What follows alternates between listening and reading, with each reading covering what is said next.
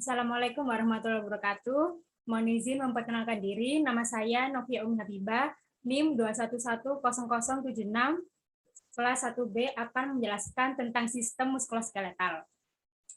Apa sih muskuloskeletal itu? Muskuloskeletal, muskulo artinya otot, skeletal adalah tulang.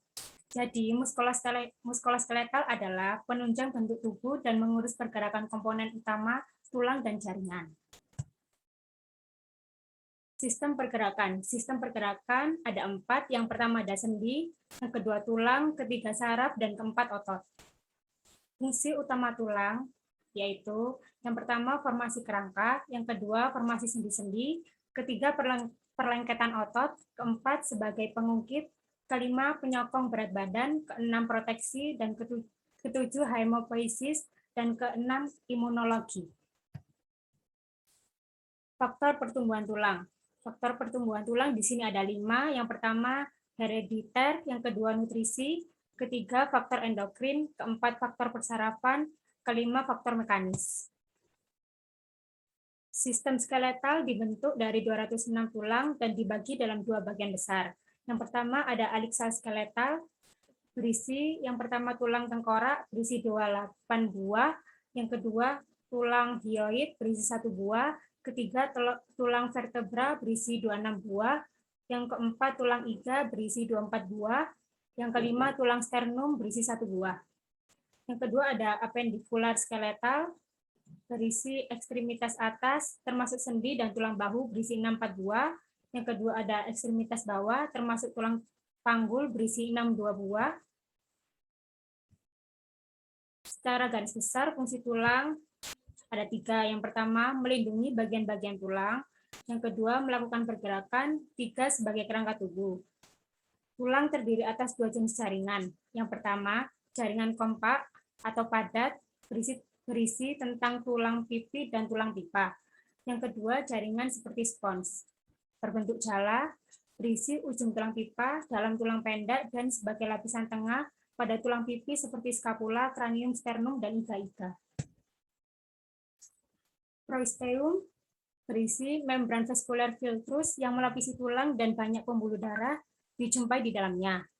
Cartilago atau tulang rawan dijumpai pada sendi dan di antara 2 tulang, tidak mengandung pembuluh darah tapi diselubungi membran yaitu perikondrium. Macam-macam tulang cartilago. Yang pertama ada tulang rawan hyalin yaitu kuat dan elastis terdapat pada ujung tulang pipa. Yang kedua, tulang rawan fibrosa berisi memperdalam rongga dari rawan-rawan termasuk tulang panggul. Yang ketiga, tulang rawan elastik berisi terdapat dalam daun telinga, epiglotis, dan faring. Struktur tulang. Yang pertama ada cortex, proisteum, yellow marrow, endostum, medullary cavity, red marrow, dan spongy. Sel-sel penyusun tulang. Yang pertama ada osteoplas menghasilkan jaringan osteosis dan mengekresikan fosfatase, yaitu dalam pengendapan kalsium dan fosfat ke dalam matriks tulang. Yang kedua ada osteosit atau sel-sel tulang dewasa yang bertindak sebagai lintasan untuk pertukaran kimiawi melalui tulang yang padat. Yang ketiga ada osteoklas, sel-sel yang dapat mengabsorpsi mineral dan matriks tulang, menghasilkan enzim proteolitik yang memecah matriks menjadi mineral tulang, menjadi tulang kalsium fosfat terlepas ke dalam darah. Alat gerak aktif atau otot.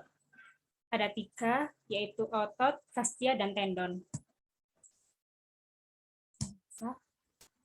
Ciri-ciri otot. Ciri-ciri otot ada 2, berkontraksi sama barelaksasi. Berkontraksi ada 3, yaitu membesar, mengeras, dan memendek. Kalau barelaksasi ada 3 juga. Pertama ada mengecil, lunak, dan memanjang. Fungsi otot ada 4. Yang pertama menghasilkan pergerakan, kedua penyokong posisi badan dan postur, yang ketiga menyokong tisu atau jaringan lembut, yang keempat ada mengatur regulasi suhu badan. Jenis-jenis otot. Jenis-jenis otot ada 3. Yang pertama ada polos, kedua lurik, dan 3 jantung. Otot-otot polos ciri-cirinya ada 4. Yang pertama ada di bawah mikroskop tampak polos, Kedua, ada penyusun organ dalam seperti usus, saluran pernapasan, saluran kencing. Yang ketiga, ada bekerja di luar kesadaran. Keempat, bentuk seperti gelondong berinti satu di tengah. Yang kedua, ada otot lurik, ciri-cirinya di bawah mikroskop tampak ada bagian terang dan bagian gelap. Yang kedua, kerjasama dengan tulang untuk melakukan gerakan. Yang ketiga, dikendalikan di bawah perintah otak. Yang keempat, berbentuk benang tifak bercabang dan intinya banyak di tepi. Yang ketiga, ada otot jantung. Ciri-cirinya di bawah mikroskop tampak seperti otot lurik, tapi bercabang dan inti di tengah. Yang kedua, menyusun organ jantung. Ketiga, tidak dikendalikan secara sadar. Otot terdiri dari 3 jenis. Yang pertama, otot bergaris, contohnya lurik rangka sadar, dan akan berkontraksi jika dirangsang oleh stimulus syaraf, misalnya otot pada ekstremitas. Yang kedua, ada otot polos, otot tidak bergaris, licin, dan tidak sadar, dan berkontraksi tanpa stimulus syaraf, misalnya pembuluh darah atau pembuluh limfe. Otot sphincter, misalnya sphincter ani, sphincter pylorus.